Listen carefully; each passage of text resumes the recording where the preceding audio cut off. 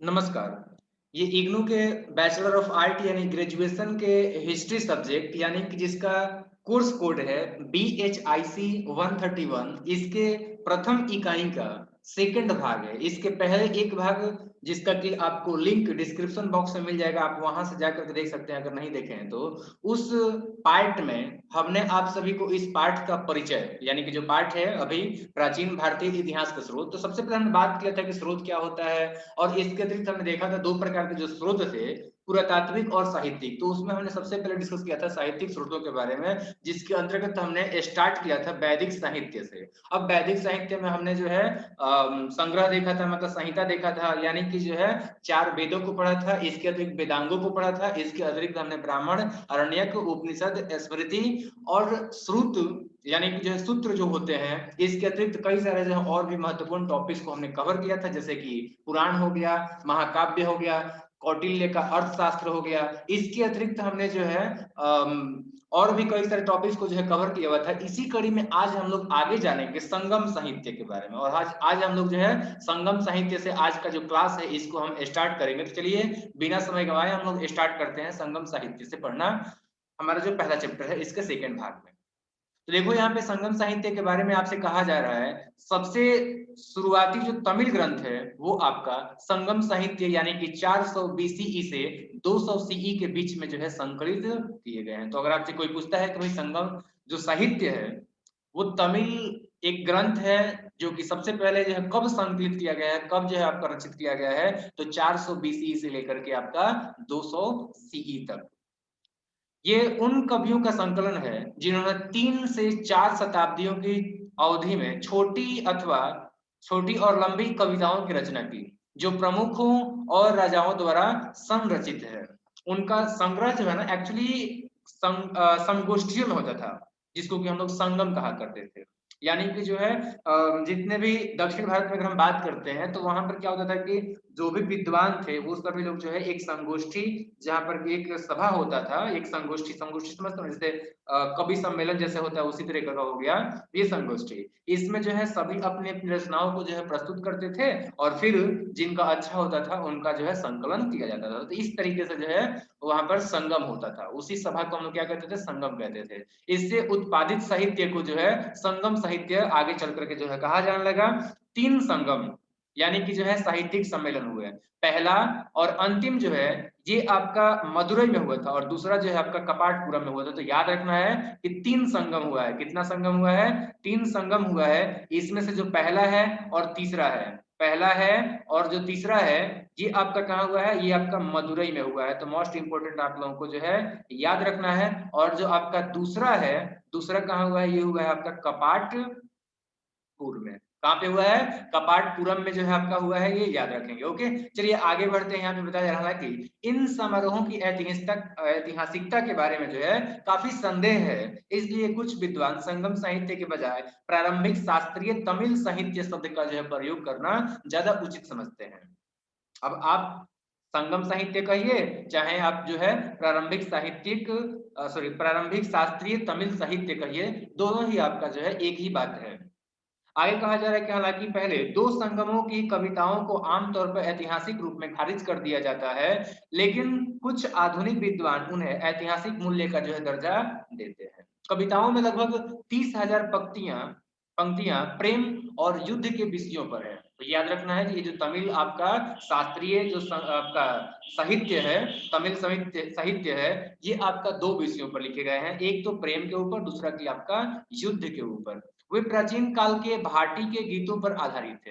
जो प्राचीन काल में भाटी हुआ करते थे उनके जो है गीतों पर ये कविताएं पंक्तियां आपका जो है आधारित होते थे, और संकलित होने से पहले लंबे समय तक मौखिक रूप से जो है प्रसारित होती जाती है। अब देखो जहां पर भी बात हो जाती है मौखिक का, तो वहां पर जो है जो उसकी विश्वसनीयता होती है उस विश्वसनीयता पे जो है काफी संदेह होने लगता है।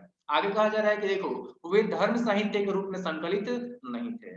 इनके कवि शिक्षकों, व्यापारियों, बढ़ई, सोनार, लोहार, सैनिक, मंत्री और राजा आदि सभी वर्गों से जो है आते थे। तो ये मोस्ट इंपोर्टेंट याद रखना है। जैसा कि मैंने बताया कि जो भी विद्वान होते थे उनका जो है एक सम्मेलन हुआ करता था और उसी से जो है रचनाएं आपके जो है संकलित किए जाते थे। तो इसमें जो कवि होते थे ये शिक्षक भी हो सकता है, कोई एक व्यापारी भी हो सकता है, कोई एक बढ़ई भी हो सकता है, यानी कि सभी वर्ग से जो है कवि आते थे। लेखकों के विविध विषयों के कारण वे अपने समय के लोगों के रोजमर्रा के जीवन की जानकारी की जो है एक खजाना है। वे उच्चतम गुणवत्ता के साहित्य का प्रतिनिधित्व करते हैं। जैसा कि अभी कहा गया है, वे दक्षिण भारत के कई राजाओं और राजवंशों का वर्णन करते हैं। कई कविताओं में एक राजा या एक नायक हुआ करता था, यानी कि नायक का नाम आता है और वो उसके सैन्य कारनामों का विस्तार से जो है वर्णन देखने को उसमें जो है मिलता है। उनके द्वारा भेंटों मतलब उनके द्वारा सॉरी भाटों और योद्धाओं को दिए गए उपहारों का जो है उसमें अक्सर वर्णन देखने को मिलता है, क्योंकि भाट तो वही करेंगे। ऐसा भी हो सकता है शाही दरबार में इन कविताओं का मतलब कि ग्रंथ किया गया हो। इसलिए ये संभव है कि राजाओं के नाम वास्तविक ऐतिहासिक आंकड़ों का उल्लेख करते हैं। चोल राजाओं का उल्लेख दाता के रूप में किया गया है, यानी कि जो है वो दाता थे, दानी थे। संगम साहित्य में कावेरी पट्टनम जैसे कुछ समृद्ध शहरों का उल्लेख है।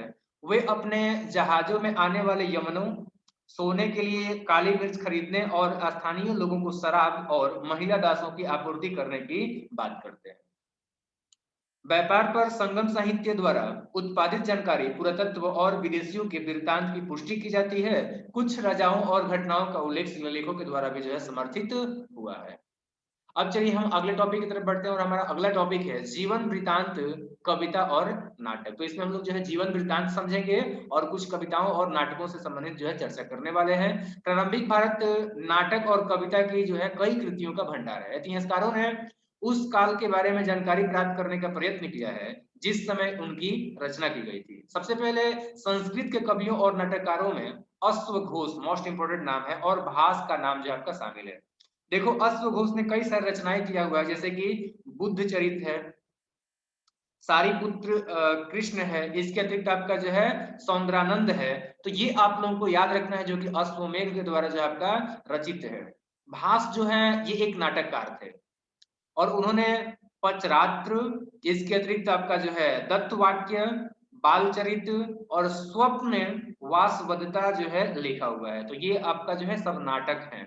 महान संस्कृत लेखक कवि कालिदास जो कि 4वीं-5वीं शताब्दी सी में थे, उन्होंने जो है बहुत ही इंपॉर्टेंट जो है रचनाओं को लिखा हुआ, जैसे कि अभिज्ञान शाकुंतलम है, इसके अतिरिक्त आपका मालविकाग्निमित्र है, इसके अतिरिक्त आपका जो है विक्रमो वर्षियम है, इसके अतिरिक्त आपका रघुवंशम है, कुमार संभवम है, मेघदूतम है।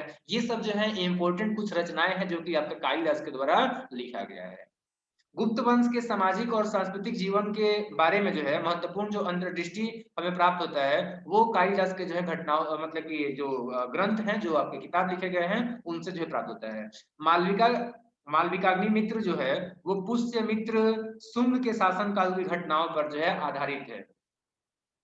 और याद रखना शुंग वंश मौर्यों के बाद जो है आपका आया था, पुष्यमित्र शुंग के द्वारा जो है इस कह सकते हैं कि वंश का जो है स्थापना किया गया था। यहाँ पर आपको जो है कुछ चित्र में दिया गया है, एक बार मैं इसको भी इंडिकेट कर दूं। देखो यहाँ पे जो लेफ्ट साइड में दिखाया गया है ये वाला चित्र, ये आपका राजा मतलब गुप्त राजा चंद्रगुप्त विक्रमादित्य के दरबार में जो है 9 रत्नों में से एक कालिदास जो थे उनके द्वारा बनाया गया ये पेंटिंग है, चित्र है। नेक्स्ट यहाँ पर दाएं तरफ में जो आपको चित्र दिख रहा है ये ऋषि दुर्वासा के द्वारा शकुंतला को अपने प्रेमी दुष्यंत के बारे में जो है कल्पना में यानी कि जो है ध्यान में खो जाने पर श्राप देते हुए जो है आपका ये चित्र दिखाया गया है। ठीक है, और ये आपका कालिदास के द्वारा संस्कृत जो नाटक है अभिज्ञान शाकुंतलम में उसी में का एक जो है आपका ये सीन है। चलिए हम आगे बढ़ते हैं और ये आपका सीन कालिदास ने नहीं बनाया बल्कि जो है ये डिफरेंट सोर्स से लिया गया है। तत्पश्चात ऐतिहासिक विषयों पर प्राचीन नाटक हैं, उल्लेख विशाख दत्त के मुद्रा राक्षस का किया जाता है। तो ये आपका जो है मोस्ट इंपोर्टेंट एक क्वेश्चन बन जाता है, विशाख दत्त का रचना क्या है? तो आप आंसर करोगे मुद्रा राक्षस। मुद्रा राक्षस किसकी रचना है? विशाख दत्त का है। ये जो नाटक है ये इस बात पर आधारित है कि चाणक्य चंद्रगुप्त मौर्य की ओर से जो है नंदों के मंत्री राक्षस पर कैसे विजय प्राप्त करते हैं। राक्षस जो है आपके नंद के मंत्री थे ठीक है ना। तो उनको कैसे जो है ये जो चाणक्य हैं उनको बहला फुसला लेते हैं, ये सब जो है आपका इस नाटक में जो है आपका दिखाया गया है। इसे तत्कालीन समाज और संस्कृति की झलक मिलती है। उनके अन्य नाटक देवी चंद्रगुप्तम गुप्त राजा रामगुप्त के शासनकाल की घटना पर जो है आपका केंद्रित है। एक दूसरे कवि है शूद्रक। इन्होंने ऐतिहासिक घटनाओं पर आधारित नाटक लिखे हुए हैं। कथा साहित्य में पंचतंत्र भी काफी जो है आपका इम्पोर्टेंट, जो कि आपके पांचवी छठी शताब्दी ईस्वी में लिखा गया है। एक और आपका जो है कथा साहित्य है, कथा सरित सागर, ये आपका जो है कहानियों का महासागर कहा जाता है। ये दोनों जो है काफी इंपॉर्टेंट है जब हम बात करते हैं कथा संग्रह का, तो और काफी ये लोकप्रिय है। चलिए हम आगे बढ़ते हैं और आगे हम डिस्कस करते हैं। देखो यहाँ पे कहा जाए कि प्रसिद्ध राजाओं की जीवनियां साहित्य का एक दिलचस्प हिस्सा है। इन्हें दरबारी कवियों और लेखकों ने अपने शाही संरक्षणों की प्रशंसा में जो है लिखा हुआ है। जैसे बाण भट्ट का हरिश्चरित्र जो है काफी आपका इंपॉर्टेंट हो जाता है, जो कि 7वीं शताब्दी सी में लिखा गया है। ये पुष्यभूति राजवंश के जो हर्षवर्धन थे उनके बारे में जो है आपका प्रशस्ति पत्र परक शब्दों में जो है आपका व्यक्त करता है, यानी कि उनका जो है आपका बड़ाई करते हुए जो राजा हर्ष थे, हर्षवर्धन थे, उनका बड़ाई करते हुए जो है बाण भट्ट का ये रचना है। ये भारत में सबसे पुरानी संरक्षित जीवनी है। बाण के अनुसार ये एक अध्यायिका है। ये इतिहास परंपरा से संबंधित ग्रंथों की एक शैली है। ये राजा के बारे में बहुत कुछ बताता है, लेकिन साथ ही सिंहासन के लिए संघर्षरत होने का भी जो है एक इंडिकेशन देता है, एक जो है आपको संकेत देता है। ये कई ऐतिहासिक तथ्यों पर प्रकाश डालता है जिनके बारे में हम अन्यथा नहीं जान पाते या नहीं जान सकते थे। बिल्हण का विक्रमा विक्रमांक देवचरित है, और इसके बाद जो है आपका चालुक्य राजा विक्रमादित्य छठम यानी कि जो षष्ठम के बारे में जो है ये दिया गया है। कौन सा? ये जो बिल्हण का आपका जो है बिल्हण का जो आपका विक्रमांक देवचरित है। तो विक्रमांक देवचरित किसके ऊपर लिखा गया है? ये आपका जो चालुक्य के राजा थे आपके विक्रमादित्य 6, तो विक्रमादित्य जो आपके षष्ठम थे उसके बारे में जो है ये आपका बिल्हण का विक्रमांक देवचरित है, और उसमें जो है उनके जीत का जो है चर्चा किया गया है। नेक्स्ट आप लोगों को याद रखना है एक और आपका जो है आगे वाकपति राज। तो वाकपति राज ने जो है आपका कन्नौज के यशुवर्मन के करनामों के आधार पर जो है गौड़वहु लिखा हुआ है। तो ये गौड़वहु किसका रचना है? आपको याद रखना है वाकपति राज का है, जो कि आपका कन्नौज के यशोवर्मन के करनामों के आधार पर जो है आपका लिखा गया है। विभिन्न राजाओं की जीवनी पर आधारित अनेक प्रकार के अनेक जो है आपके जीवनी संबंधी कार्य हैं। इनमें से कुछ और भी इंपॉर्टेंट आपको मैं बता दूं, जय सिंह का आपका जो है कुमारपाल चरित्र है, हेमचंद का जो आपका कुमारपाल चरित्र और आपका जो है दिव्य श्रय काव्य है, नैनचंद्र का अगर हम बात करेंगे तो हमीर काव्य है। इस तरीके से आपका पद्मगुप्त का आपका जो है नौ सहसा चरित्र है। इसके अतिरिक्त आपका बल्लाल का जो है भोज प्रबंध है, और चंद्रदाई का पृथ्वीराज रासो या पृथ्वीराज चरित्र है। तो ये कुछ इंपॉर्टेंट जो है आपके अलग अलग जो भी राजा हुए थे उनके जो है अलग अलग जीवनियां यहाँ पे लिखी गई है। लेकिन ऐतिहासिक दृष्टिकोण से जो कल्हड़ का जो आपका राज तरंगिणी है, ये आधुनिक इतिहासकारों के द्वारा बहुत ज्यादा सराहा गया है, और इतिहास लेखन के लिए जो है इसको सबसे ज्यादा सर्वश्रेष्ठ माना गया है। शोध की महत्वपूर्ण पद्धति और ऐतिहासिक तथ्यों की निष्पक्ष जांच ने इनको आधुनिक इतिहासकारों के बीच में बहुत ज्यादा सम्माननीय बना दिया हुआ है। वो एक कश्मीरी ब्राह्मण थे, कौन? कल्हड़, और उसने जो है कश्मीर का पहला इतिहास मतलब कह सकते हैं कि उसको जो है कश्मीर का पहला इतिहासकार माना गया है। किसको? कल्हड़ जी को।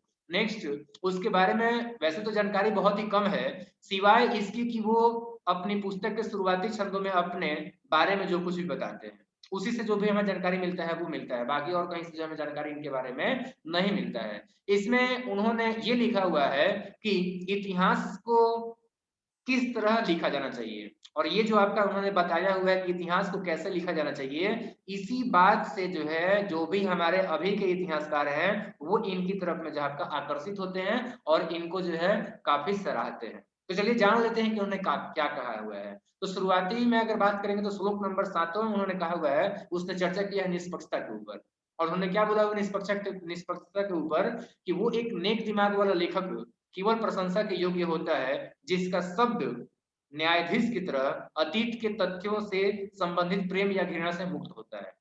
यानी कि ऐसा व्यक्ति जो कि किसी का प्रवाह नहीं करता है कि किसके बारे में जो हमने गलत लिखा, किसके बारे में हमने सही लिखा या फिर ज्यादा बड़ाई किया, उसको इन सब से कोई मतलब नहीं होता है। जो फैक्ट होता है वही लिखता है। तो इस प्रकार का निष्पक्षता होना चाहिए इतिहास लेखन में, ऐसा जो है आपका कलहण का कहना था।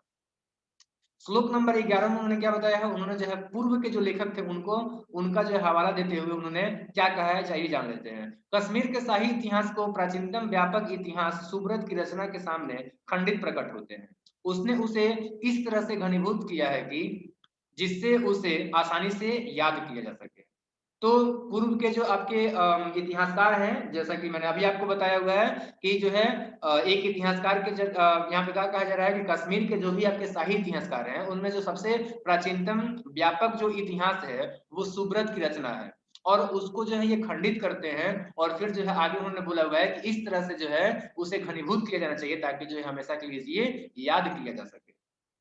सेकंड थर्ड की बात करते हैं। थर्ड में जो है आपका श्लोक नंबर 12 में उन्होंने बोला हुआ है सुब्रत की कविता को, यह हालांकि उसने ख्याति प्राप्त की है, विषय वस्तु की व्याख्या में निपुणता नहीं दिखाई है। तो ये इन्होंने किसके बारे में बोला हुआ है, सुब्रत के बारे में बोला हुआ है, क्योंकि ये सीखने यानी कि पढ़ने के जो है गलत तरीके से ग्रस्त है। किसके बारे में कहा जा रहा है, सुब्रत की रचना के बारे में जो है आपका कहा जा रहा है। नेक्स्ट है आपका श्लोक 13, असावधानी के कारण।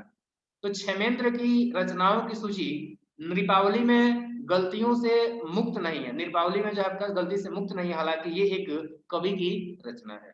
तो इन्होंने जो है श्लोक नंबर 13 में ये बात बोला हुआ है। नेक्स्ट है आपका 14, तो राजाओं के वृतांत पूर्व विद्वानों के 11 कार्यों का निरीक्षण मैंने किया है, साथ ही ऋषि नील के पुराणों का भी निरीक्षण किया हुआ है। तो इन्होंने जो है उस बात को इसमें लिखा हुआ है। श्लोक नंबर 15 में उन्होंने क्या कहा है, प्राचीन राजाओं के द्वारा मंदिरों और अनुदानों को रिकॉर्ड करने वाले शिलालेखों को देख करके प्रशंसनीय शिलालेखों और लिखित कार्यों पर कई त्रुटियों को जो है उनका दूर किया गया है। तो उन्होंने जो है कई सारे त्रुटियों को दूर करने का प्रयास किया हुआ है। प्रारंभिक किंवदंतियों, रीति रिवाजों और कश्मीर के इतिहास की जानकारी के स्रोत के रूप में कल्हण का जो ये काम है ये बहुत ज्यादा आपका कीमती है, बहुत ज्यादा आपका जो है मूल्यवान है। चलिए हम आगे डिस्कस करते हैं। यहाँ पे आगे जो हम बात करेंगे अब बौद्ध और जैन साहित्यों के बारे में। तो देखो यहाँ पे आपसे कहा जा रहा है कि प्रारंभिक भारत के गैर ब्राह्मणवादी गैर संस्कृत स्रोतों में बौद्ध और जैन साहित्य महत्वपूर्ण माना जाता है। ये क्रमशः पाली भाषा में और प्राकृत भाषाओं में लिखा गया है। प्राकृत संस्कृत का एक रूप है, सॉरी एक्चुअली रूप था।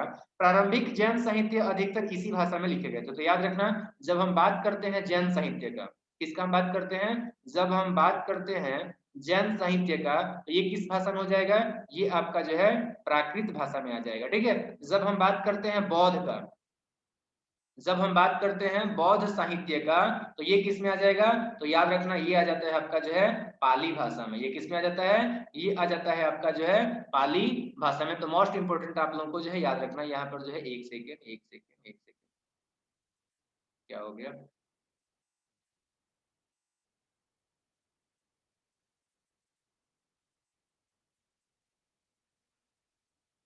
चलिए। तो मैं आपको बता रहा था कि उनका जो रचना होगा वो पाली भाषा में होगा। ठीक है। देखो पाली को प्रकृत का जो है एक रूप माना गया है जिसका कि मगध में प्रचलन था।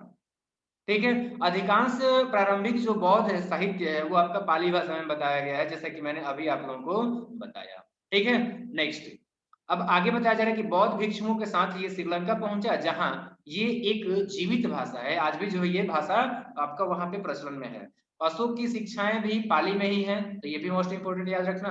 देखो यहाँ पे आगे कहा जा रहा है कि बुद्ध की मृत्यु के बाद रचित पाली ग्रंथ त्रिपिटक यानी कि तीन टोकरी हमें बुद्ध और 16 महाजनपदों के समय के बारे में जो है आपका बताता है।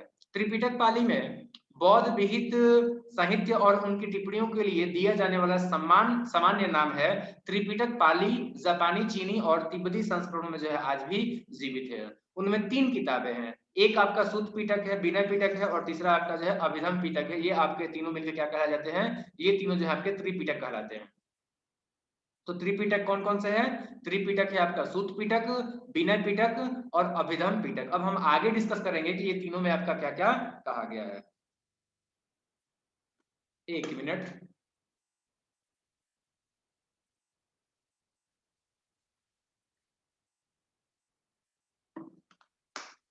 चलिए। तो अब हम आगे कंटिन्यू करते हैं। आगे हम बात करेंगे यहाँ पे सूत पिटक। तो सूत पिटक में जो है कहानियों, कविताओं और संवाद के रूप में अलग अलग जो भी बुद्ध के जो प्रवचन में शामिल सिद्धांत थे उनको उनका जिक्र है। विनय पिटक का जब हम बात करते हैं तो विनय पिटक में जो है जो भी भिक्षु थे, बौद्ध भिक्षु, उनके लिए जो है 227 नियमों और विनियमों के बारे में जो है बताया गया है। इसमें बुद्ध के द्वारा प्रत्येक नियम की स्थापना के बारे में स्पष्टीकरण शामिल है। इनमें से उनके जीवन घटनाओं और बौद्ध धर्म की कहानी के बारे में जो है जानकारी शामिल है। 386 बीसी में जो है ये आपका लिखा गया है, कौन सा? विनय पिटक।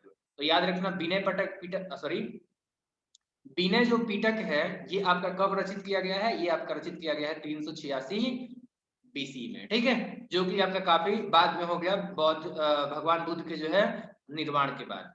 अभिधम पिटक जो है, वैसे तो शाब्दिक रूप से अगर बात करेंगे तो उच्च धम हो जाता है इसका अर्थ। तो इसमें जो है थेरवाद के अनुसार बौद्ध धर्म से संबंधित विषय है। इसमें सूचियां, सारांश और प्रश्न शामिल है। सूत पिटक में 5 निकाय शामिल है, जिसमें से खुदक निकाय प्रवचनों का एक संग्रह है। इसमें थेर गाथा, थेरी गाथा, जातक शामिल है, जो एक इतिहासकार के लिए बहुत ज्यादा महत्वपूर्ण हो जाता है। जातक में लगभग 550 से अधिक कहानियां देवी मतलब देव, मनुष्य, पशु, परी, आत्मा और एक पौराणिक चरित्र के बारे में जो है, चरित्र के रूप में जो आपका बुद्ध के पहले के जो भी जन्म थे उनको जो है दर्शाया गया है। उनमें से कुछ ऐतिहासिक महत्व दिए गए हैं क्योंकि बुद्ध के पिछले जन्मों से संबंधित है। कई कहानियों और रूपांकनों को पूर्व बौद्ध और गैर बौद्ध मौखिक परंपराओं से लिखा गया था। उनकी लोकप्रियता के कारण वे भारहूत, सांची, नागार्जुन कोंडा और अमरावती में मूर्ति कला के रूप में जो आपका चिन्हित है। वे महत्वपूर्ण है क्योंकि वे बौद्ध धर्म और लोकप्रिय बौद्ध धर्म के इतिहास की जो है एक झलक हमें प्रदान करते हैं। अब चलिए बात करते हैं थेर गाथा। देखो थेर गाथा जो है ये पुराने जो बौद्ध भिक्षु थे उनकी कविताएं हैं, और थेरी गाथा जो है ये पुराने जो बौद्ध भिक्षुणी थी उनकी जो है कविताएं हैं। तो थेर गाथा क्या है? ये भिक्षुओं का कविता है और जो कि पुराने थे। और थेरी गाथा क्या है? तो ये आपके पुराने भिक्षुणियों का जो है आपका कविता है, ठीक है। इसमें छंद के रूप में बौद्ध भिक्षुओं के शुरुआती सदस्यों ने जो आपके सुनाए थे। थेरी गाथा भारत की पहली संरक्षित कविता संग्रह है जिसे महिलाओं द्वारा रचा गया है। तो ये मोस्ट इंपोर्टेंट आप लोगों को याद रखना है। इसलिए ये न केवल बौद्ध धर्म के लिए बल्कि लिंग अध्ययन के लिए भी जो है आपका ज्यादा इंपॉर्टेंट हो जाता है। थेरी गाथा की कविता गाथाएं इस दृष्टिकोण का पुरजोर समर्थन करती है कि महिलाएं आध्यात्मिक प्राप्ति के मामले में पुरुषों के बराबर है, ना कि पीछे है।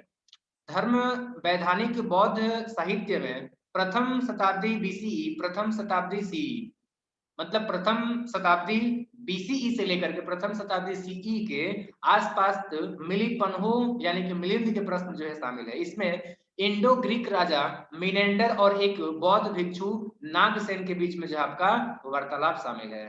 सिंहली कालक्रम, महावंश और दीपवंश बुद्ध के जो है ज्ञानोदय के समय से बौद्ध धर्म के इतिहास को जो है बताते हैं। जैन साहित्य में ग्रंथों की एक अन्य महत्वपूर्ण श्रेणी का गठन किया गया है जो अर्धमागधी में है।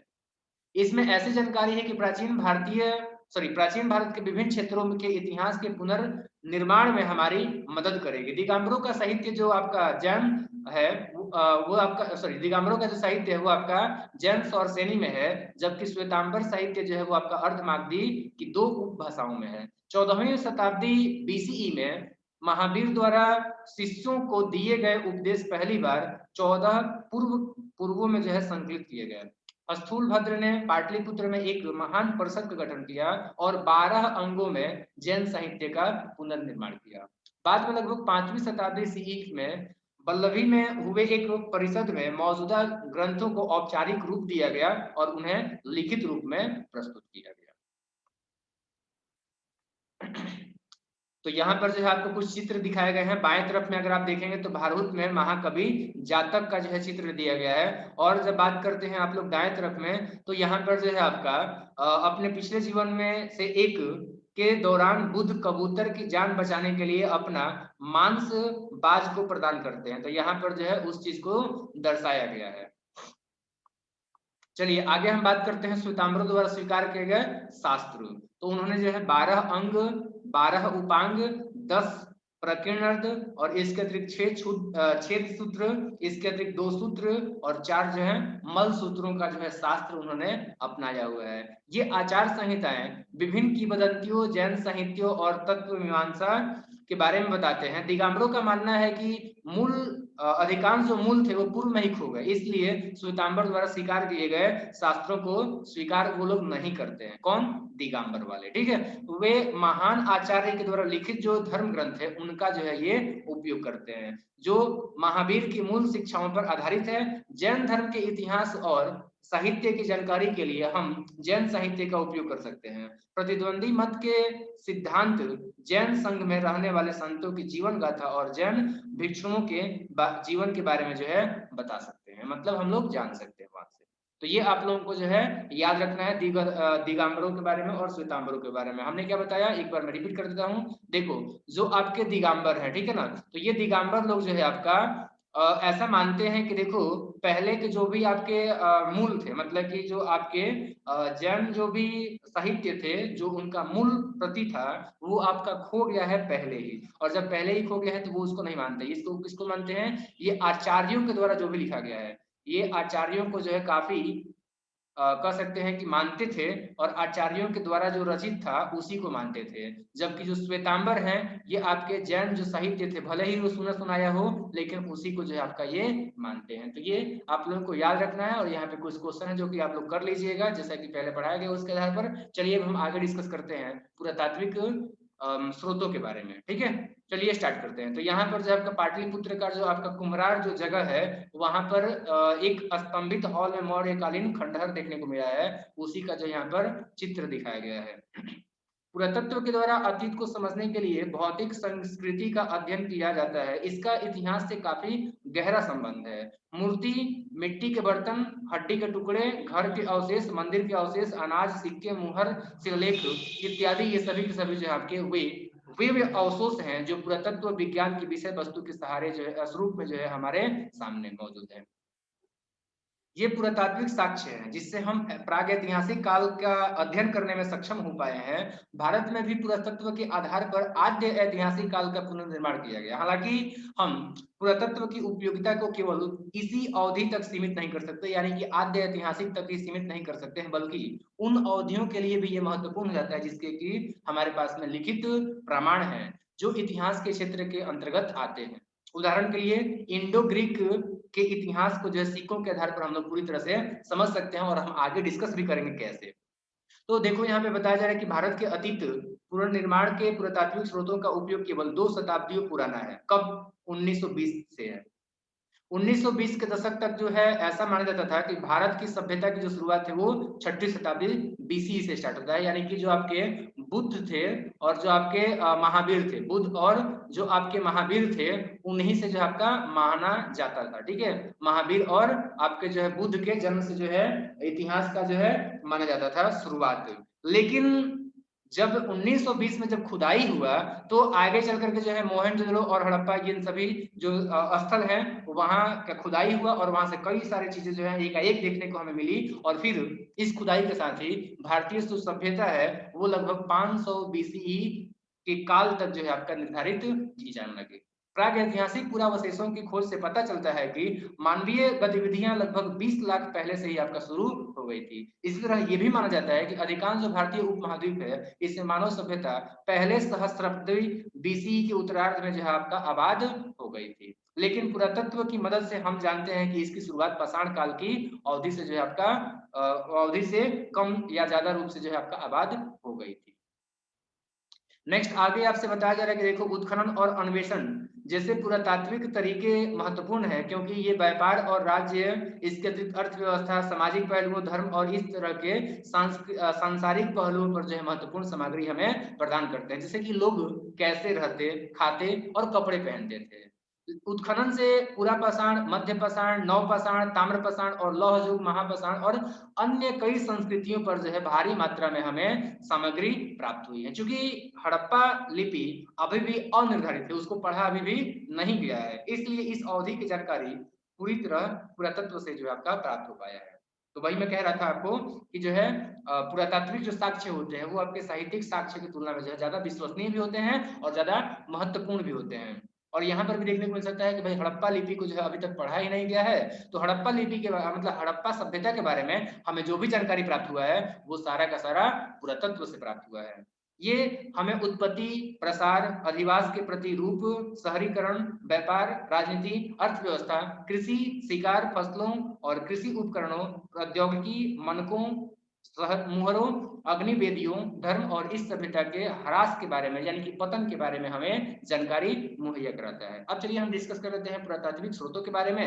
तो देखो आपसे कहा जा रहा है भारतीय इतिहास के पुनर्निर्माण के लिए विभिन्न प्रकार के पुरातात्विक अवशेष जो आपके उपयोगी है। जैसे देखो खुदाई किए गए अवशेष से लेकर के आपके जो है खड़े स्मारक, मूर्तिकला या फिर उत्कीर्ण जो भी अभिलेख लिखे गए हैं ये सब हो जाएंगे। अब चलिए जान लेते हैं कि हमें जो है पुरातात्विक स्थलों की पहचान कैसे होती है। तो ये जमीनी सर्वेक्षण से होती है। इसमें से दस्तावेजी स्रोत और प्राचीन नामों की जांच जो है आपका शामिल हो जाता है। हवाई सर्वेक्षण के माध्यम से जो हम लोग हवाई या अंतरिक्ष जनित जो रिमोट सेंसिंग मतलब कि आपका इक्विपमेंट होता है उनकी सहायता से हम लोग उन जगहों का खोज करते हैं जिन्हें अक्सर जमीन पर चिन्हित नहीं किया जा सकता है। जमीन पर एक बार चिन्हित की गई स्थलों की तुलना और व्यवस्थित रूप से अधिवास के प्रतिरूप स्थल निर्माण प्रक्रियाओं और भू पुरातात्विक विश्लेषण पर जो है पहुंचने के लिए अध्ययन किया जा सकता है। पुरातत्वविदों जैसे कि जीवाश्म ईंधन बोल रहे गलती से, जीवाश्म विज्ञानी जो होते हैं जो कि आपका जानवरों की हड्डियों का अध्ययन करते हैं, परमाणु विज्ञानी जो कि आपका जीवाश्म पराग का अध्ययन और विश्लेषण करते हैं। इसके अतिरिक्त भू पुरातत्वविद जो कि पृथ्वी का निर्माण, मिट्टी और तलछट पैटर्न का अध्ययन करते हैं। पुरातत्व प्राणी विज्ञानी जो कि स्थलों से पशु प्रजातियों का अध्ययन का पहचान और विश्लेषण करते हैं। इसी तरीके से जातीय पुरातत्वविद जो कि अतीत के बारे में जो भी परिकल्पना है उसके परिकल्पना करने के लिए जो है जीवित लोगों और जनजातियों का अध्ययन करते हैं। तो इन सभी के द्वारा जो है आपका अवशेषों की जांच पड़ताल की जाती है और फिर हम लोग जो है इन सभी पुरातत्वों के माध्यम से कई प्रकार की जानकारियां एकत्रित कर पाते हैं हम अपने अतीत के बारे में। चलिए आगे हम लोग डिस्कस करते हैं। देखो उत्खनन जो है इसका दो प्रकार होता है, एक ऊर्ध्वाधर उत्खनन किया जाता है और एक क्षैतिज उत्खनन किया जाता है। अब ये क्यों किया जाता है, कैसे किया जाता है, चलिए हम आगे जानते हैं। तो देखो ऊर्ध्वाधर जो उत्खनन है ये स्तरीकरण को प्रकट करने के उद्देश्य से किया जाता है। तो ये तो आपको समझ में आ गया क्यों किया जाता है। और इसमें गहरी स्तरों को काटा जाता है। क्षैतिज खुदाई उस परत में विभिन्न पुरावशेषों के बीच स्थानिक संबंधों को प्रकट करने के लिए एक विशेष परत को खोल करके क्षैतिज आयाम पर जोर देती है। कई उत्खननकर्ता उत्खनन रणनीतियों का संयोजन करते हैं पुरावशेषों के व्यवस्थित अध्ययन के माध्यम से, जिसमें प्रयोगशाला विश्लेषण भी शामिल है। पुरातत्वविद प्राचीन जीवन यापन के तरीकों और घटनाओं में के बारे में जो आपका निष्कर्ष पर पहुंचते हैं। आज कुछ सामग्रियों जिसे पहले अध्ययन के लायक नहीं माना गया था को आज महत्वपूर्ण माना जाने लगा है, जैसा कि जले हुए बीज, पौधों की सामग्री, पराग अवशेष और प्राचीन अवशेष जो कि आपके पिछले पारिस्थितिकी तंत्र आहार को फिर से निर्धारित करने के लिए है। मनुष्यों और जीवन दोनों मनुष्यों और आपके जो है जानवरों दोनों के दांत और हड्डियां इनको जो है पुरातत्वविदों के पास में काफी ज्यादा जो है संख्या में अभी जो है मौजूद है साक्ष्य, और ये इससे जो है काल निर्धारण करने की जो विधियां हैं उनसे इनके बारे में जानकारी पता करते हैं, जैसे कि अतीत में कौन कौन से रोग और आहार का इनका पैटर्न क्या था। इनके माध्यम से एक विशेष प्रकार के अवशेषों का जो है आयु निर्धारित करते हैं। जैसे एग्जांपल हम बात करेंगे रेडियो कार्बन डेटिंग यानी कि जो है काल निर्धारण जो लोग आपका तक टेक्निक है ये आपका सबसे ज्यादा लोकप्रिय है। कोयला, लकड़ी, बीज, पौधे सामग्री और इसके अतिरिक्त आपका जो है मानव और पशु के जो हड्डी अवशेष हैं उनके रूप में जो भी जमा की गई है उनके बारे में जो ये जानकारी प्रदान करते हैं। अन्य निरपेक्ष काल निर्धारण की तकनीकों का भी जो है उपयोग किया जाता है, जैसे कि आपका थर्मोलुमिनेंस डेटिंग है जो कि आपका मिट्टी के बर्तन, पक्की मिट्टी की वस्तुएं यानी कि टेराकोटा, और डेंड्रोक्रोलॉजी होता है। डेंड्रोक्रोलॉजी जो आपका है ये वृक्षों के तने के अलग अलग जो छल्ले होते हैं उनसे जो है उनका आयु हमें जो है प्रदान करता है, बताता है।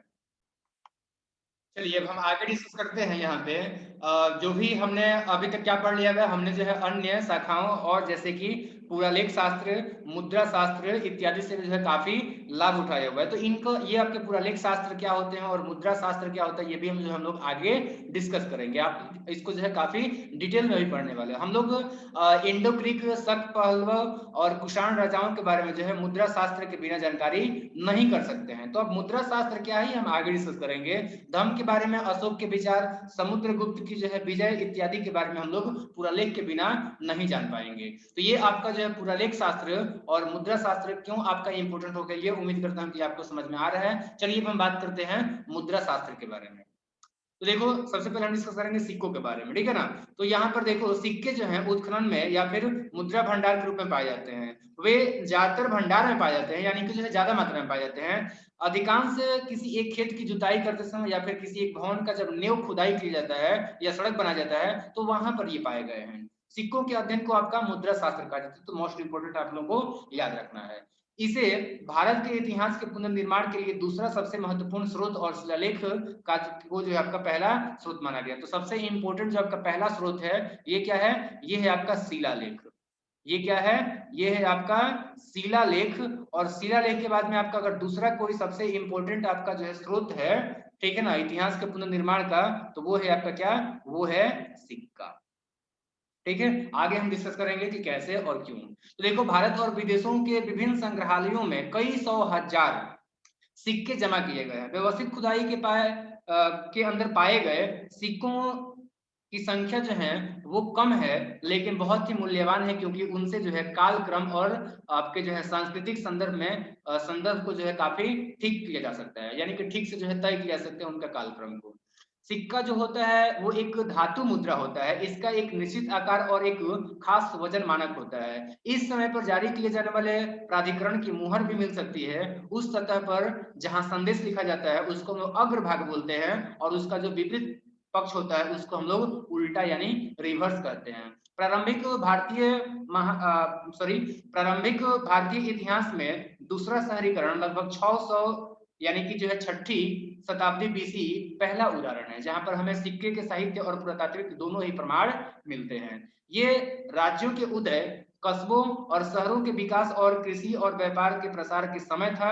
प्रारंभिक भारत में सिक्के तांबे, चांदी, सोने और शीशे से बनते थे। पक्की मिट्टी के बने हुए सिक्के के सांचे जो कि कुषाण काल से संबंधित है सैकड़ों में पाए गए हैं। वे इस समय के समृद्ध वाणिज्य को बताते हैं यानी कि दर्शाते हैं। मौर्यकालीन सिक्के सीसा, पोटीन, तांबा, कांसा, चांदी और सोने के बने होते थे। उन्हें बड़ी संख्या में जारी किया गया था, लेकिन याद रखना ये है उनको जो है बड़ी संख्या में जारी किया गया था जिसमें कि व्यापार में हुई वृद्धि के संकेत जो हमें देखने को मिलते हैं। प्रमुख राजवंशों से संबंधित अधिकांश सिक्कों को सूचीबद्ध और प्रकाशित किया गया है।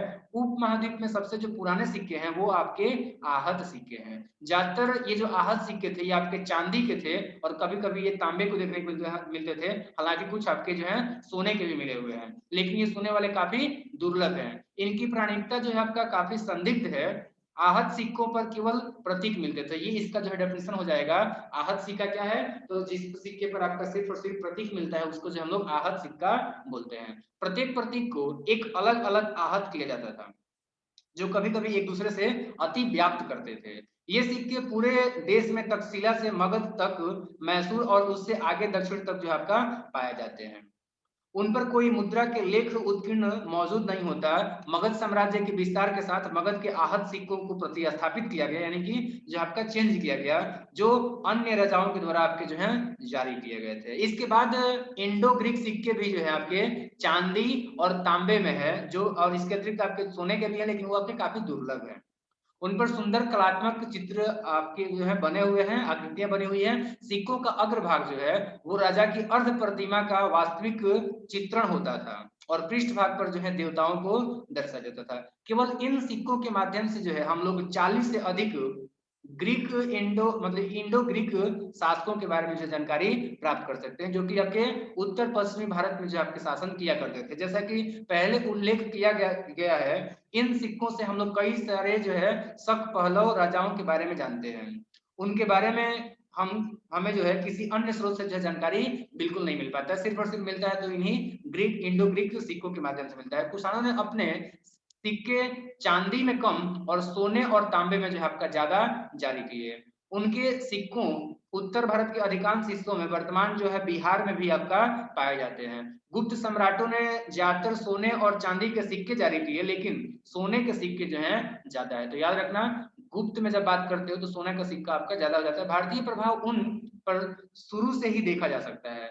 बीमा कर्फिसेस के सिक्के पर जो है एक बैल के साथ खड़े शिव की आकृति मिलती है। इन सिक्कों पर मुद्रालेख में जो है राजा स्वयं को महेश्वर यानी कि शिव का भक्त बताता था। कनिष्क, हुविस्क और वसुदेव जो है, इन सभी राजाओं के सिक्कों पर जो है ये चित्रण देखने को मिलता है। कुषाण सिक्कों यानी कि कुषाण के जो सिक्के हैं उन पर भारतीय देवी देवताओं के साथ कई सारे फारसी और ग्रीक देवताओं का भी चित्र देखने को मिलता है। हालांकि सबसे पुराने सिक्कों में केवल जो है चिन्ह थे, जो मतलब बाद में जो है आपके राजाओं और देवियों के साथ उनकी तिथियों और नामों का भी उल्लेख करते थे। उदाहरण के लिए पश्चिमी क्षत्रप के सिक्कों पर जो है शक संवत की तिथि मिलती है। सिक्कों के प्रचलन ने हमें कई सत्तारूढ़ राजवंशों के इतिहास का पुनर्निर्माण करने में जो है हमें सक्षम बनाया। सिक्के जो है राजनीतिक संगठन पर बहुमूल्य जानकारी प्रदान करते हैं। मिसाल के तौर पर यद्धेय और मालव के जो सिक्के हैं वो आपके गढ़ की विरासत के को जो है आपका आगे ले जाते हैं, जो उनके गैर राजतंत्रीय स्वरूप के बारे में बताता है। दक्कन के सातवाहन सिक्कों पर एक जहाज की छवि समुद्री व्यापार के महत्व को जो है आपका जाहिर करता है।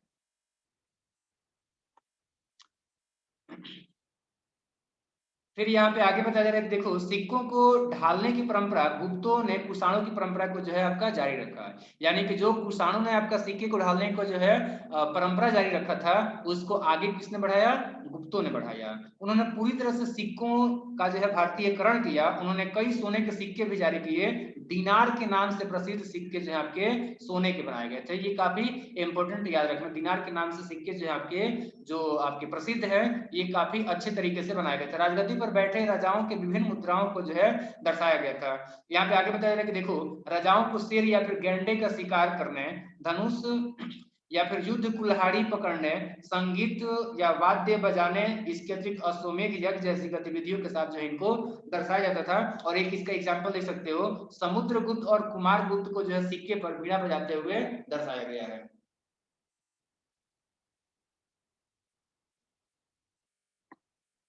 चलिए नेक्स्ट हम बात करते हैं यहाँ पे गुप्तोत्तर काल में सोने के सिक्कों की संख्या और शुद्धता में गिरावट आई थी। आर.एस. शर्मा की सामंतवाद पर आधारित अधिक मतलब विवादास्पद धारणा है। उनके अनुसार सिक्कों की औद्योगिक गति और कौड़ियों का बढ़ता उपयोग इस काल के व्यापार और वाणिज्य की जो है गिरावट को इंगित करता है, संकेत करता है। अब हम इसके बाद डिस्कस करेंगे शिलालेखों के बारे में। तो देखो, शिलालेख इतिहास लेखन के लिए सबसे महत्वपूर्ण और विश्वसनीय स्रोत है, जैसा कि मैंने पहले भी बताया था। समकालीन दस्तावेज होने के कारण शिलालेख बाद के प्रक्षेपों से मुक्त होते हैं। ये उसी रूप में दिखाई देते हैं जिसमें जो है ये पहली बार उत्कीर्ण किए गए थे। इसमें बाद के समय में कुछ भी जोड़ना जो है आपका लगभग असंभव होता था।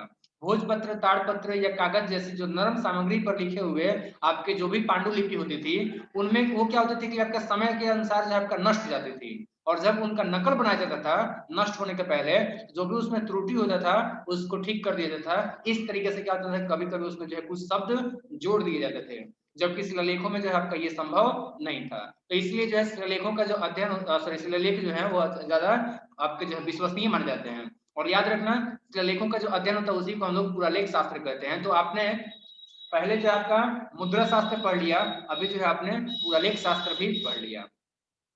शिलालेख मोहरों, तांबों की प्लेटों, मंदिरों की दीवारों, लकड़ी के टुकड़ों, पत्थर के खंभों, चट्टान की सतहों, ईंट चित्रों पर उकेरे गए हैं।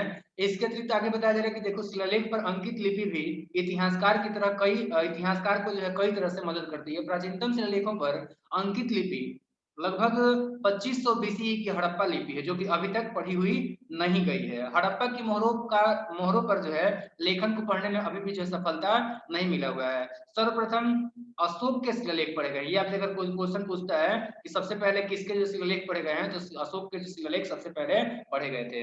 ये शिलालेख पूरे उपमहाद्वीप की चट्टानों की सतह और पत्थर के जो है स्तंभों पर देखने को मिले हैं। 4 लिपियों में ये लिखे गए हैं। अब वो 4 देखिए कौन-कौन सा देखो, अशोक के तत्कालीन साम्राज्य जो है साम्राज्य का जो हिस्सा आपका अफ़गानिस्तान में था, वहाँ पर अरमाइक और ग्रीक लिपियों का इस्तेमाल किया गया। वहीं जब हम बात करते हैं गंधार क्षेत्र में, तो आपका जो है खरोष्ठी लिपि का इस्तेमाल किया गया है। तो खरोष्ठी जो भारतीय भाषा है, वो आपका वर्णमाला प्रणाली पर विकसित हुई है, जो कि आपका दाएँ से बाएँ लिखी जाती थी। अभी तो हम लोग बाएँ से दाएँ लिखते हैं, लेकिन वो आपका दाएँ से बाएँ लिखी जाती थी। उनके बाकी जो साम्राज्य थे, बाकी साम्राज्यों में जब हम बात करते हैं उत्तर में कंसी से लेकर के दक्षिण में मैसूर तक, तो वहां पर आपका ब्राह्मणी लिपि का जो है इस्तेमाल किया जाता था। तो 4 लिपि आपका है, एक क्या है अरामाइक है, क्या है अरामाइक है, दूसरा आपका जो है ग्रीक है, तीसरा हम बात करते हैं तो खरोष्ठी है, तीसरा क्या है खरोष्ठी है, और जब हम बात करते हैं चौथा तो यहाँ पर जो है ब्राह्मी जो है लिपि है। तो इन 4 लिपियों का जो है इस्तेमाल किया गया है किसमें, अशोक के शिलालेखों में। चलिए हम आगे डिस्कस करते हैं। देखो अशोक के बाद ब्राह्मी लिपि को जो है बाद के शताब्दियों के शासकों ने जो है आपका अपनाया। इसके बारे में सबसे दिलचस्प बात ये है कि इसके अक्षर समय समय पर संशोधित किए गए हैं, यानी कि उसमें बदलाव किया गया है। ब्राह्मी से भारत की लगभग सभी लिपियां जैसे कि तमिल है, तेलुगु है, कन्नड़ है, मलयालम है, नागरी, गुजराती, बंगाली है, ये सब ब्राह्मी से ही जो आपका उत्पन्न हुई है। ब्राह्मणी के अक्षरों का शोधन का एक लाभ हुआ है, इससे उस समय अथवा शताब्दी का पता लगाना लगभग संभव हो गया है, जिससे कि विशेष अभिलेख लिखा गया था, जिसमें कि आपका विशेष अभिलेख कोई लिखा गया था। लिपियों के विकास के अध्ययन को पेलियोग्राफी कहा जाता है, तो ये मोस्ट इंपोर्टेंट आप लोगों को याद रखना है। आगे हम डिस्कस करते हैं। देखो अशोक के शिलालेखों को पढ़ने का श्रेय जेम्स प्रिंसेप को दिया जाता है। इसके बाद पूरा लेख का अध्ययन अपने आप में एक विषय बन गया। और अगर बात करते हैं कि ये जेम्स प्रिंसेप क्या थे, तो ये ईस्ट इंडिया कंपनी के जो है एक सिविल सेवक थे। अशोक के शिलालेख अपने आप में अनुपम है। उनके शासन काल के विभिन्न वर्षों में जो रिकॉर्ड किए गए थे उन्हें शिलालेख कहा जाता है, क्योंकि वे राजा के आदेश के रूप में हैं। वे न केवल विषयों बल्कि संपूर्ण मानवता के कल्याण के संबंधित एक उदार राजा की छवि और व्यक्तित्व की झलक भी जो है देते हैं। अशोक के शिलालेखों की लिपि काफी विकसित है। यह भी माना जाता है कि लेखन कार्य उससे पहले के काल में भी किया जाता होगा। श्रीलंका के अंदर मतलब अनुराधापुरा की खुदाई में छोटे छोटे लेखों वाले बर्तन मिले हुए हैं, जिसे चौथी शताब्दी बीसीई के मौर्य काल पूर्व माना जाता है। आपको पता है चौथी शताब्दी बीसीई में जो आपका ये कह सकते हैं कि मौर्य काल का स्टार्ट हुआ था, तो उस उनके पूर्व आपका माना जाता है ये जो आपका अनुराधापुरा की खुदाई में जो भी छोटे छोटे लेख वाले बर्तन मिले हैं उनका। संस्कृत का पहला जो शिलालेख है वो लगभग प्रथम शताब्दी बीसीई में मिलता है। रुद्र दमन के जूनागढ़ जो शिलालेख है उसको दूसरी शताब्दी के मध्य में लिखे गए शुद्ध संस्कृत या शुद्ध संस्कृत का जो आपका प्रारंभिक उदाहरण माना जाता है। प्राकृतिक और संस्कृत के मिश्रण वाला शिलालेख मतलब प्रारंभिक अभिलेख जो है आपका लगभग 5वीं शताब्दी सीई में मिलता है, जिसका स्थान शाही अभिलेखों की भाषा के रूप में संस्कृत में ले लिया आगे चल करके। नेक्स्ट, अभिलेख विभिन्न प्रकार के होते थे, लेकिन अशोक के शिलालेख राजकीय आदेश देते थे, यानी कि आदेश थे जो सामान्य रूप में अधिकारियों को या लोगों को संबोधित करते थे। सामाजिक, धार्मिक, प्रशासनिक मामलों में जो है ये संबंधित होते थे। अशोक का लुम्बिनी स्तंभ जो है वो एक स्मारक शिलालेख है, क्योंकि अशोक के द्वारा बुद्ध के जन्म स्थान पर जो है जब ये गए थे तो उसी को स्मारक के रूप में जो इसको लिखा गया है। फिर सती तथा नायक स्मारक भी मिले हुए हैं, इनमें कुछ अभिलेख मिलते हैं। तो देखो मंदिर के निर्माण का रिकॉर्ड वाले दान अभिलेख सैकड़ों की संख्या में मिले हुए हैं। मध्यकालीन आपके दक्कन और दक्षिण भारत में जो है ये सब पाए गए हैं आपके जो है दान अभिलेख। इसके अलावा हमारे पास में ताम्र पत्रों पर उत्कीर्ण राजकीय भूमि अनुदानों के कई हजार अभिलेख मतलब शिलालेख जो है मिले हुए हैं। ये दान के दस्तावेज है जो ब्राह्मणों और अन्य लाभार्थियों को दिए गए दान यानी कि जो भूमि और अन्य वस्तुओं के अनुदान रिकॉर्ड को रिकॉर्ड करते थे। हालांकि ये भूमि अनुदान शिलालेखों इसके अतिरिक्त आपके जो है मंदिर देवताओं ब्राह्मणों आदि को जो है जब भूमि बिक्री या फिर दान से संबंधित होते थे, मतलब जब ये दान करते थे तो उसी से संबंधित जो है इसका विवरण ये लिखते थे। अधिकांशतः वे दानदाताओं के वंश और अन्य आर्थिक जानकारी का जो है रिकॉर्ड रखते थे। इस प्रकार ये राजनीतिक, सामाजिक और आर्थिक इतिहास का एक बड़ा स्रोत हो जाता है। इनमें भूमि के अनुदान के बारे में भी पता चलता है। जो सभी करों से मुक्त जो भी ब्राह्मण होते थे, सभी वैसे तो ब्राह्मण कर से मुक्त होते थे, उनको अग्रहार कहा गया है। शिलालेख जो उनके संरक्षकों की प्रशंसा में लिखे गए थे एक प्रशस्ति के साथ शुरू होते थे। उदाहरण के लिए प्रथम शताब्दी बीसी से प्रथम शताब्दी सीई के कलिंग के राजा खारवेल का हाथी गुफा शिलालेख है। राजा समुद्रगुप्त के इलाहाबाद स्तंभ है। इसके अतिरिक्त आपका जो है आगे कहा जा रहा है कि छहरत शक क्षत्रप कुषाणों के शिलालेख 2 या 3 पीढ़ियों के नामों को जो है दर्शाते हैं। ये शिलालेख उन्हें सामाजिक धार्मिक कल्याण कार्यों में लगे हुए दिखाते थे। जैसे कि हमने पहले जाना था कि गुप्त काल में संस्कृत का प्रमुख स्थान था। इलाहाबाद स्तंभ शिलालेख समुद्रगुप्त की उपलब्धियों को दर्शाता है, लेकिन एकमात्र शिलालेख के बिना ये महान गुप्त अज्ञात रह जाता। तो ये भी आपका जो है काफी इंपॉर्टेंट रहता है। अधिकांश गुप्त शासक अपनी वंशावली देते हैं, बाद के जो राजवंश थे उनमें ये प्रथा बन गया था। वे अपने विजय की कथाओं सहित अपने पूर्ववर्तियों के जो है विजय और उपलब्धियों की उत्पत्ति और उनके मिथक के विवरण की जो है आपका जानकारी देते थे। चालुक्य राजा पुलकेशिन द्वितीय ने अपने एहोल शिलालेख के अंदर में वंशावली और उपलब्धियों के बारे में बताया हुआ है। इसी तरह से भोज का ग्वालियर जो शिलालेख है उनके पूर्ववर्तियों और उनकी उपलब्धियों का जो पूरा जानकारी देता है। कुछ शिलालेख बांध, जलाशय, टैंक और धर्मार्थ भोजन घर आदि के निर्माण को जो है रिकॉर्ड करते हैं। जैसे कि आगे बताया जा रहा है, शक शासक रुद्र दमन का जो आपका जूनागढ़ यानी गिरनार शिलालेख है वो चंद्रगुप्त के समय पर जो सुदर्शनशील नामक जलाशय को जो है बनाने का एक आपका जो है शुरुआत किया गया था उसके बारे में बताता है, जो कि अशोक के शासन काल में इसे जो है पूरा किया गया था और लगभग दूसरी शताब्दी बीसी में जो इसका मरम्मत किया गया था। इस तरह विभिन्न प्रकार के शिलालेखों के अलावा हम जो है विविध प्रकार के भित्ति चित्र, धर्म मतलब कि धार्मिक सूत्र और मोहरों पर जो है लेखन कार्य पाते हैं। आगे हम डिस्कस करेंगे। जैसा कि यहाँ पे बताया जा रहा है कि देखो शिलालेख जो है वो राजनीतिक, सामाजिक, आर्थिक इतिहास का एक अच्छा स्रोत हो जाता है। वे इतिहासकारों के लिए मूल्यवान है क्योंकि वे समकालीन घटनाओं और आम लोगों के बारे में जो है बताते हैं। उनका जो है प्रसार राजा के विस्तार क्षेत्र के बारे में बताता है। कई शिलालेखों में वंशावली विवरण और कभी कभी जो है उन राजाओं के नाम भी शामिल होते हैं जो मुख्य वंशावली से छूट गए हैं। पल्लव, चालुक्य, चोल काल के भूमि अनुदान जो है वो हमें समकालीन राजस्व प्रणालियों, कृषि विवरण और राजनीतिक संरचनाओं के बारे में जो है जानकारी देते हैं। शिलालेखों के कई अन्य उपयोग भी हैं। उदाहरण के लिए वे हमें मूर्तियों की तिथियों के बारे में बताते हैं, वे विलुप्त होने वाले धार्मिक संप्रदायों को बताते हैं जो हमें जीविका, पंथ, ऐतिहासिक भूगोल, मूर्तिकला का इतिहास, कला और वास्तुकला, साहित्य और भाषाओं का इतिहास, यहाँ तक कि संगीत जैसी कला के बारे में भी जो है जानकारी देते हैं। वे साहित्यिक ग्रंथों की तुलना में अधिक विश्वसनीय है क्योंकि वे हमेशा धार्मिक नहीं होते हैं। तो ये आपने जाना कि जो है शिलालेख क्या होते हैं, पूरा लेख शास्त्र क्या होता है और शिलालेखों के जो है कौन कौन से टाइप्स हो सकते हैं। तो ये हमने तमाम बात किया। अब चलिए हम बात करते हैं आगे स्मारकों के बारे में। तो देखो पुरालेख शास्त्र, मुद्रा शास्त्र के स्रोतों के अलावा कई अन्य पुरातन अवशेष हैं जो हमारे अतीत के बारे में हमें बताते हैं। गुप्त काल से लेकर के वर्तमान काल तक देश भर में मंदिर, मूर्तियां जो आपका मिलती हैं, ये स्थापत्य, कलात्मक इतिहास और भारतीय साहित्य की उपलब्धियों को बताते हैं। अजंता और एलोरा जैसी जो गुफाएं हैं उसकी खुदाई पश्चिमी भारत की पहाड़ियों में की गई है और उसमें चैत्य और विहार मिले हुए हैं।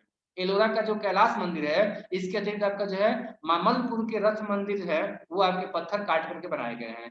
मध्य युगीन काल के स्मारकों से शासक वर्ग की भव्यता और धन का जो है विवरण हमें मिलता है। इसके अलावा वास्तुकला के क्षेत्रीय शैलियों का विभिन्न क्षेत्रों के प्रभाव पर भी जो है ये प्रकाश डालते हैं। नेक्स्ट, पुरातात्विक खुदाई में बुद्ध के समय से संबंधित तक्षशिला, कौशाम्बी, काशी, अयोध्या, वैशाली, बोध गया आदि बस्तियों को प्रकाश में लाया गया है। और ऐसा कहा जाता है कि तक्षशिला को अगर छोड़ दें तो बाकी जो भी आपका मैंने जगह ऊपर में बताया इन सभी स्थानों पर जो है 6ठी शताब्दी बीसी में जो है बुद्ध ने यात्रा की थी। यानी कि कौशाम्बी, काशी, अयोध्या, वैशाली, बोध गया के जो भी क्षेत्र है यहाँ पर जो है आपके बुद्ध ने यात्रा की थी।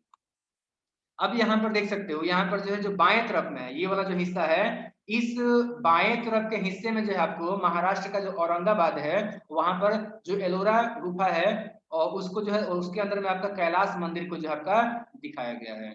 इस तरीके से आप देखोगे दाएं तरफ में, तो दाएं तरफ में यहाँ पर देखो आप लोग, ये आपका जो है तमिलनाडु के चेन्नई में आपका मामल्लपुर है, उसके 5 रथों का मंदिर दर्शाया गया जो कि आपको पत्थर काट करके बनाया गया है। ये दोनों के दोनों आपके पत्थर काट करके बनाए गए हैं।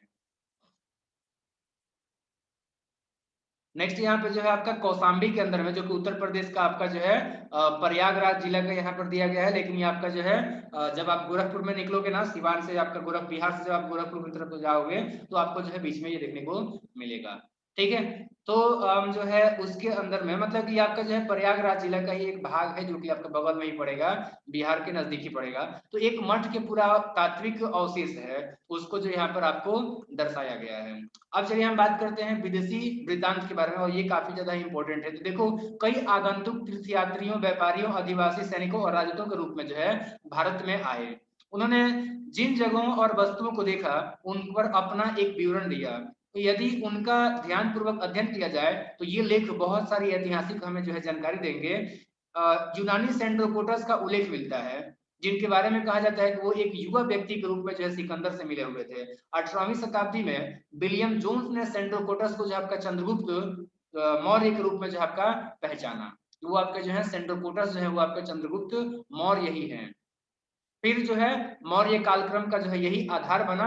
ग्रीक राजाओं द्वारा पाटलिपुत्र में राजदूत भेजे गए, उनमें से मेगास्थनीज, डायमेकस और डायोनिसियस आपके जो है कुछ एग्जाम्पल हो जाएंगे। सेल्यूकस के दूत मेगास्थनीज इंडिका लिखा, जो कि चंद्रगुप्त के दरबार में जो है आपके ठहरने के विवरण को जो है उसमें दर्शाया गया। हालांकि ये मूल ग्रंथ अब मौजूद नहीं है, लेकिन बाद के लेखक इसके कई मतलब कुछ भागों का उल्लेख करते हैं, जिससे मौर्य काल की प्रशासनिक संरचना, सामाजिक वर्गों और आर्थिक गतिविधियों का जो है पुनर्निर्माण करना, यानी कि पुनर्निर्माण हो पाना संभव हो पाया। मेगास्थनीज और सिकंदर के साथ आने वाले विदेशियों के विवरण जो है आज लुप्त हो गया है, लेकिन अब वो केवल खंडों में अभी भी जो है आपके उपलब्ध है। ग्रीक और रोमन यात्रियों के विवरण जो है प्रारंभिक भारत में हिंद महासागर के व्यापार के रूप में जो है जानकारी प्रदान करता है। मिस्र में बसे एक अज्ञात लेखक ने जो है 80 मतलब सीई में भारतीय तट पर अपनी व्यक्तिगत यात्रा पर के आधार पर जो है पेरिप्लस ऑफ एरिथ्रिन जो है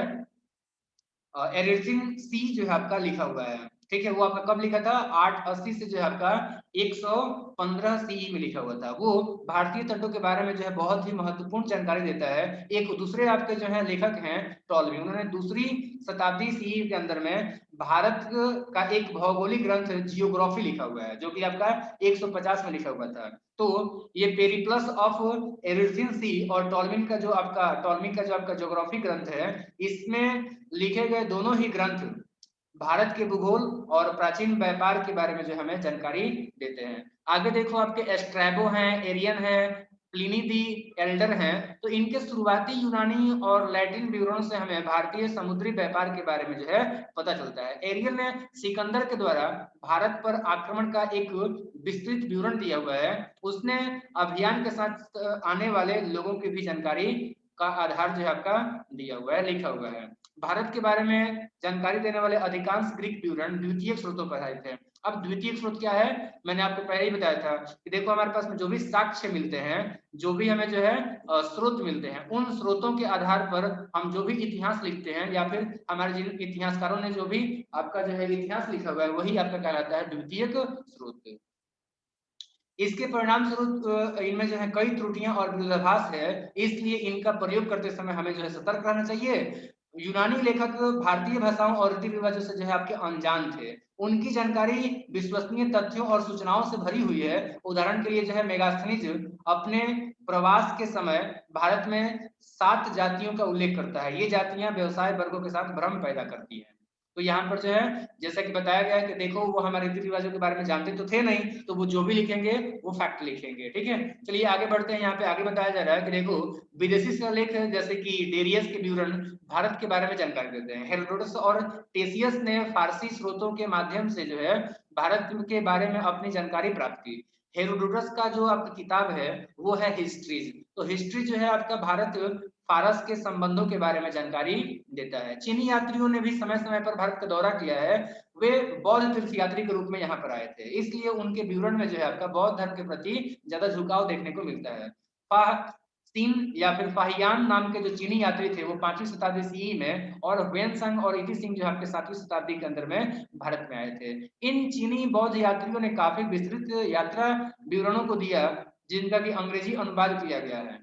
उन्होंने पवित्र स्थानों और बौद्ध मंदिरों का दौरा किया। फाहियान 399 से 414 सीई के बीच में भारत की यात्रा की, लेकिन उसकी यात्रा उत्तर भारत तक ही सीमित रही थी। ह्वेनसांग 669 आपका जो है 39 सीई में अपना घर छोड़ दिया और भारत में आपका 10 साल तक रहा। फाहियान ने गुप्त और ह्वेनसांग ने हर्षवर्धन के समय के जो भी राजनीतिक, सामाजिक, धार्मिक और आर्थिक परिस्थिति थी उनका जो है वर्णन किया हुआ है। और यहाँ पर जो है चित्र दिखाया गया है, जब बाएं तरफ में हम बात करते हैं तो यहाँ पर जो है अशोक के खंडहर में जो आपका फाहियान को दर्शाया गया है, ठीक है। और जब हम बात करते हैं यहाँ पर नीचे में तो आपका दाएं तरफ में देखो ह्वेनसांग का चित्रण किया गया, सॉरी। तो आपसे कहा जा रहा है कि बाद के समय में कुछ अरब यात्रियों ने भी भारत के बारे में जो है अपने विवरण दिए हुए हैं। इन अरब के विद्वानों में सबसे जो प्रसिद्ध यात्री थे उनका नाम है आपका अबू रिहान, या फिर विद्वान थे उनका नाम था अबू रिहान। उनको हम लोग अल बेरूनी के नाम से भी जानते हैं। वे खीव के क्षेत्र के थे और गजनी के जो महमूद थे उनके समकालीन थे। भारत के बारे में जानने के लिए उन्होंने, यहाँ पे जो है छूट गया है, तो जानने के लिए उन्होंने जो आपका भारत के ग्रंथों की मूल भाषा में अध्ययन किया और फिर जो है उन्होंने जो लिखा वो उनके भारतीय समाज और संस्कृति के ज्ञान पर आधारित था। ये ज्ञान उन्हें साहित्य के माध्यम से उन्होंने हासिल किया था। इसके लिए उन्होंने संस्कृत का पहले अध्ययन किया, हालांकि वे अपने समय की कोई राजनीतिक जानकारी नहीं देते हैं, लेकिन उनकी रचना जो है आपका तहकीक हिंद उसको बोलते हैं, तो वास्तव में एक विश्वकोश है। इसमें भारत की लिपियों, विज्ञान, भूगोल, ज्योतिष, खगोल विज्ञान, दर्शन, साहित्य, विश्वास, रीति रिवाज, धर्म, त्योहार, अनुष्ठान, सामाजिक मानदंड और कानून जैसे विषयों को जो आपका शामिल किया गया है। अल बरूनी की रचना जो है वो 11वीं शताब्दी के भारत के लिए एक मूल्यवान ऐतिहासिक जो है स्रोत है। उन्होंने पहली बार गुप्त काल के शुरुआती वर्ष की पहचान कराई। अरब और भारत के लोग समुद्री व्यापार करते थे। अरब यात्रियों जैसे सुलेमान के विवरण जो है भारत का उल्लेख करता है। 12वीं शताब्दी के शुरुआत के साथ हमें शासकों द्वारा अधिकृत और दरबारियों द्वारा लिखित आधिकारिक इतिहास से मिलना शुरू हो जाता है 12वीं शताब्दी से। इसमें सबसे जो पहला उदाहरण है वो आपका मिनहाज उद दीन सिराज के द्वारा लिखित तहकीकात ए नासिरी है। तत्पश्चात मध्ययुगीन इतिहास के ऐसे महत्वपूर्ण स्रोत जो है मिलने स्टार्ट जाते हैं, जैसे कि आपका जियाउद्दीन बर्नी के द्वारा आपका जो है तारीख फिरोज शाही लिखा गया है। मोहम्मद बिन कासिम फरिश्ता के द्वारा जो है आपका गुलशन ए इब्राहिमी लिखा गया है। इसी तरीके से जब हम बात करते हैं अबुल फजल का, तो अबुल फजल ने जो आपका आईने अकबरी यानी कि अकबरनामा लिखा हुआ है। इस तरीके से आपका निजामुद्दीन अहमद जो है उन्होंने आपका तबकात ए अकबरी लिखा हुआ है। तो ये सब कुछ पुस्तकें हैं जो कि अरब के देशों के लोगों के द्वारा लिखा गया है। आपको इंपोर्टेंट है, ये सभी याद रखना है। शाहजहां और औरंगजेब के बारे में जो है हमारे दरबारी कवियों के द्वारा लिखित पर्याप्त ऐतिहासिक स्रोत है। दरअसल आधुनिक काल के बारे में जो है भारतीय भाषाओं के साथ साथ अंग्रेजी, फ्रेंच और डच भाषाओं में ऐतिहासिक सामग्री की कोई भी जो है जानकारी नहीं मिलती है, यानी कि उसमें जो है आपका कमी है। बाकी ये सब क्वेश्चन है जो कि आप लोगों को करना है। और जो है यहाँ पर हमने जो है इस चैप्टर को कंप्लीट कर लिया। अब हम लोग जो है दूसरा चैप्टर को जो है अगले वीडियो लेक्चर में जो हम लोग स्टार्ट करेंगे। यहाँ पर हमने विदेशी यात्राओं को पढ़ा, ठीक है। अगर आप कुछ शब्दों को जानना चाहोगे तो मैं आपको जो है आगे चलिए शब्दों को जो है बता देता हूँ। कुछ इंपोर्टेंट शब्द जो है सीधे लेके चलता हूँ। सारांश हमने क्या जानना चाहिए, मैं सारांश बता देता हूँ, ठीक है ना। तो इसमें जो है वैसे तो आप लोगों ने जो है देखा कि विभिन्न प्रकार के स्रोतों के आधार पर स्रोतों के आधार पर जो है हमने इतिहासकार के द्वारा जो है इतिहास को जाना, यानी कि जो है हमने अलग अलग प्रकार के स्रोतों के बारे में जाना जिसके उपयोग करके इतिहासकार अतीत का अध्ययन करते हैं। पुरातात्विक और साहित्यिक दो प्रकार के ग्रंथ है और दोनों ही आपके महत्वपूर्ण है। दुर्भाग्य से पुरातात्विक उत्खनन जो है अब तक प्रकाशित नहीं हुए हैं। हजारों शिलालेखों का जो है अध्ययन अभी भी नहीं हो पाया है और इसलिए अतीत के बारे में हमारी जो जानकारी है वो आपका अपूर्ण है, अभी पूरी नहीं हुई है। पुरातात्विक उत्खनन अन्वेषण से पता चलता है कि मानव ने पाषाण काल में ही जो है भारत के अधिकांश हिस्सों पर कब्जा कर लिया था और उनकी जो है प्राचीनता वो आपका 1.6 करोड़ वर्ष आंका जाता है, माना जाता है। प्रागैतिहासिक के क्षेत्र में बहुत सारे शोध किए गए हैं और इससे ये पता चलता है कि मानव की जो गतिविधियां है वो भारतीय उपमहाद्वीप में करीबन 2 करोड़ साल पहले शुरू हो गई थी। यहाँ तक कि थार रेगिस्तान में जो मानव गतिविधियां थे वो आपका 90,000 वर्ष पुरानी है। नेक्स्ट आपको जो है हड़प्पा सभ्यता के स्थलों और मोहनजोदड़ो और हड़प्पा नगरों की खोज ने भारतीय संस्कृति और सभ्यता की प्राचीनता को कई हजार पीछे धकेल दिया। जैसा कि हमको पता था कि पहले आपका 600 आपका जो है बीसी से हम लोग पढ़ते थे। पहले हम लोग कहाँ से पढ़ते थे? 600 बीसी से पढ़ते थे। आगे चल करके हम लोग कहाँ से पढ़ने लगे? आज से जब हम लोग 5000 साल पहले से जो है पढ़ना स्टार्ट कर दिए, ठीक है ना। तो ये आप लोगों को जो है ध्यान रखना है। अब देखो इस तरीके से जो है भारत के विभिन्न भागों में उत्खनन और अन्वेषण से जो है भारत में कृषि के इतिहास के बारे में पता चला है कि कृषि की जो शुरुआत है वो आपका 8000 साल पहले शुरू हुई थी। इसके अतिरिक्त पुरातात्विक खोजों से ये पता चलता है कि भारत में पत्थरों के ऊपर जो चित्रकारी करने की जो परंपरा थी वो आपका 12000 वर्ष पहले से ही आपका जो शुरू हो चुका है। एक और मुद्दा महत्वपूर्ण है कि जो है ऐतिहासिक ग्रंथों और साहित्यिक साक्ष्यों के दिनांकन को निश्चितता के साथ निर्धारित नहीं किया सकता है, ये चिंता का कारण है। प्राचीन भारतीय साहित्य का अधिकांश हिस्सा जो है कर्मकांड और धर्म से जुड़ा हुआ है, इसलिए इसका अध्ययन करते समय इसकी विभिन्न परतों की जांच पड़ताल जो है काफी ज्यादा जरूरी है, ताकि इस पर कुछ हद तक जो है आपका सामाजिक नियंत्रण रखा जा सके। अब हम बात करते हैं पुरातत्व। तो पुरातत्व क्या होता है? ये अतीत को समझने के लिए अलग अलग वस्तुओं के जो अवशेष होते हैं उनका अध्ययन होता है। पुरावशेष क्या होता है? तो आमतौर पर सांस्कृतिक या ऐतिहासिक रुचि हेतु मनुष्य के द्वारा बनाई गई वस्तु होती है। नेक्स्ट हम बात करते हैं ब्राह्मणिज्म के बारे में, ठीक है ना। तो ब्राह्मणवाद क्या होता है? ब्राह्मणों और ब्राह्मणों के साथ संबंधित जो भी सिद्धांत होते हैं, उद्देश्य होते हैं, लोकाचार होता है, पूजा होता है, ये होता है। वैधानिक क्या है? तो यदि किसी चीज को वैधानिक स्थिति प्राप्त हो तो उसके सभी गुणों को स्वीकार किया जाता है, आदेशात्मक और प्रमाणिक दोनों। ताम्र पाषाणिक संस्कृति का जब बात करते हैं तो ये वो संस्कृति है जिसमें पत्थर और तांबे के उपकरण का जो उपयोग किया जाता था। शास्त्रीय का जब हम बात करते हैं तो प्रारंभिक और लंबे समय से स्थापित रूप में या फिर शैली के भीतर एक अनुकरण मानक का प्रतिनिधित्व करना होता है। प्राचीन ग्रीक या लैटिन साहित्य या फिर कला और संस्कृति से संबंधित ये क्लासिकल होता है। नेक्स्ट है आपका समालोचनात्मक संस्करण। ये एक साहित्यिक ग्रंथ का विस्तृत पाठन, विस्तृत विश्लेषण होता है। दिगंबर का अगर हम बात करें तो फिर जैन धर्म के दो मुख्य संप्रदायों में से एक संप्रदाय है जो कि मतभेद के कारण स्वरूप 80 आपका जो है सीई में बना था। दक्षिण भारत में आज भी ये है और इस संप्रदाय के तपस्वी पुरुष सदस्य संपत्ति स्वामित्व को अस्वीकार करते हैं और ये जो है कपड़े नहीं पहनते हैं। स्तुति की अगर हम बात करेंगे तो भाषण लेखन का एक अंश है जो कि किसी व्यक्ति या वस्तु की अत्यधिक प्रशंसा करता है, ये स्तुति हो जाता है, या फिर एक प्रकार की श्रद्धांजलि हो गई, ठीक है ना, जो हम लोग भेंट करते हैं। या फिर इसके बाद हम बात करते हैं भातृ घातक का। तो एक परिवार या संगठन के बीच जो आपका लड़ाई झगड़ा होता है उससे संबंधित होता है आपका जो है भ्रातृ घातक। हड़प्पा सभ्यता ये एक कांस्य युगीन सभ्यता था जो कि आपका 3300 से लेकर के 1300 बीसी के अंदर चली थी, ठीक है, ये ध्यान रखना। इसमें से आपका क्वालीबंगा, लोथल, इसके तक मोहनजोदड़ो, हड़प्पा ये सब आ जाते हैं। प्रक्षेप क्या होता है? तो आमतौर पर एक पाठ के अंदर में जो जोड़ा जाता है वो होता है आपका प्रक्षेप। कलि युग का जब बात करेंगे तो विश्वामित्र के द्वारा सॉरी 4 युग बताया गया है। कौन कौन सा युग? सतयुग बताया गया है, त्रेता युग बताया गया है, द्वापर युग बताया गया है और आपका जो है कलयुग बताया गया है। तो इसमें कली का जो अर्थ है वो आपका संघर्ष यानी कलह है, यानी झगड़ा है, विवाद है, तो ये याद रखना है। और इसका शुरुआत कब हुआ?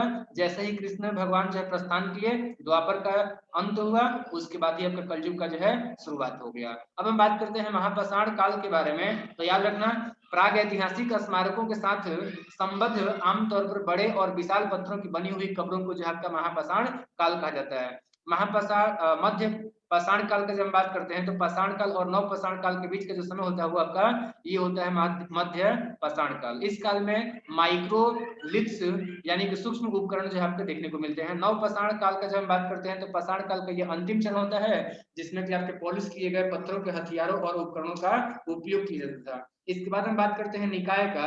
तो ये एक पाली भाषा का शब्द है जिसका अर्थ होता है मात्रा, संग्रह, संयोजन या वर्ग या समूह। इसका उपयोग आमतौर पर शुद्ध पीटक के बौद्ध ग्रंथों के संदर्भ में किया जाता है, लेकिन इसका उपयोग थेरावाद बौद्ध धर्म के मठों के विभाजन को दर्शाने के लिए भी जो है आपका किया जाता है।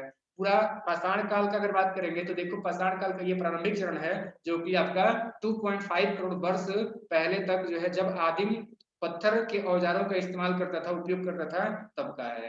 पाठ का बात करेंगे तो वैदिक मंत्रों का जाप करना होता है।